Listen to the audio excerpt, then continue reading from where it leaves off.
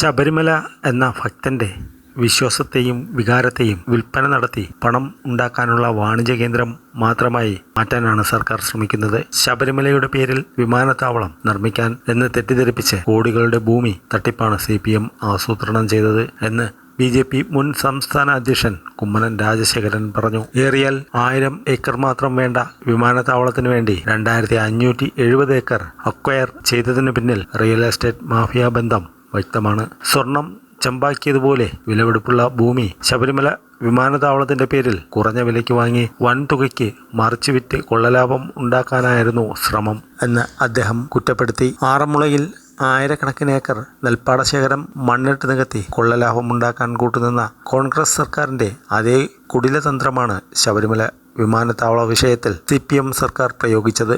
LDF UDF സർക്കാരുകൾ നടത്താൻ ശ്രമിച്ച ഭൂമിക്കൊള്ളകൾ ജനങ്ങളും കോടതിയും പരാജയപ്പെടുത്തി. ശബരിമലയെ വാണിജ്യ കച്ചവട താൽപ്പര്യങ്ങൾക്ക് വേണ്ടി ദുർവിനിയോഗം ചെയ്യുന്ന സർക്കാരിന്റെ ശ്രമങ്ങളെ സർവശക്തിയും ഉപയോഗിച്ച് ജനങ്ങൾ എതിർക്കുമെന്ന് ഓർമ്മപ്പെടുത്തുന്നതായും കുമ്മനം രാജശേഖരൻ പറഞ്ഞു.